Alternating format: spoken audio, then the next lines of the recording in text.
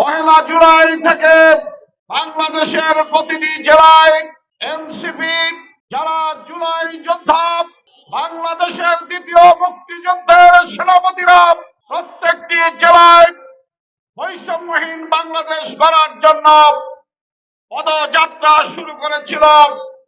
সেই পদযাত্রার অংশ হিসেবে পূর্ব ঘোষিত কর্মসূচি ছিল গোপালগঞ্জ জেলায়। আমরা দেখলাম সেই কর্মসূচিকে বানচাল করার জন্য আওয়ামী প্রত্যর্থরা ন্যাক্কারজনক ভাবে সেই সমাবেশে আক্রমণ করেছিল। এর মাধ্যমে আবারও প্রমাণিত হয়েছে আওয়ামী লীগ, ছাত্রলীগ, যুবলীগ এটি আসলে একটি সন্ত্রাস লীগের সমন্বয়ের নাম। এটা কোন রাজনৈতিক ছাত্র সংগঠন, রাজনৈতিক দলের নাম হতে পারে না। আওয়ামী লীগ তার প্রতিষ্ঠা লগ্ন থেকেই কোনদিন ভিন্ন মতকে সহ্য করতে পারেনি। তারই একটি প্রমাণ তারা গতকালকে আবার রেখেছে। আমরা অবিলম্বে এই ফ্যাসিস্টের দোসর বসুন্ধরা টিস্যু অশুদ্ধতার বিরুদ্ধে এক বিন্দুও ছাড় নয়।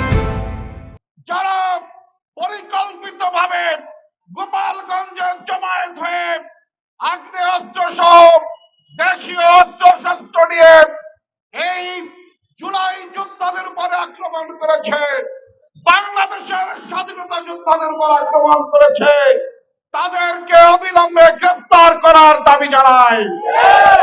স্বৈরাচার এদেশের নিষিদ্ধ সংগঠন আওয়ামী লীগ এবং তার দোসর বাংলাদেশ ছাত্রলীগ, তারা এই জুলাই আন্দোলনের স্ট্রাইক হোল্ডার, এই জুলাই আন্দোলনের নেতৃত্ব দানকারী আমাদের সহযোদ্ধা।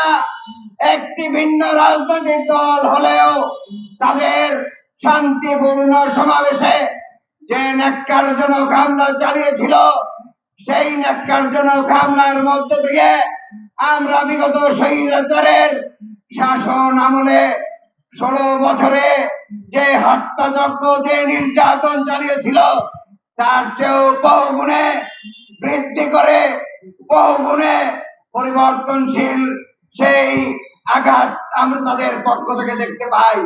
তারা জঘন্যভাবে এনসিপির জাতীয় তাদের সেই যে জেলা পর্যায়ের যে সমাবেশ ডেকেছিল, সেই সমাবেশকে পণ্ড করে দিয়েছিল এবং একটা ভীতির পরিবেশ তৈরি করেছিল।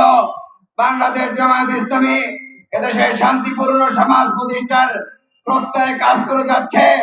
আমরা তীব্রভাবে এই হামলার নিন্দা জানাচ্ছি। পতিত স্বৈরাচারের এই যে আঘাত, আমরা তার নিন্দা জানাই। এবার বিক্ষোভ কর্মসূচি পালন করতে হয়েছে। আমরা এই ধরনের বিক্ষোভ মিছিল পালন করতে চাই না।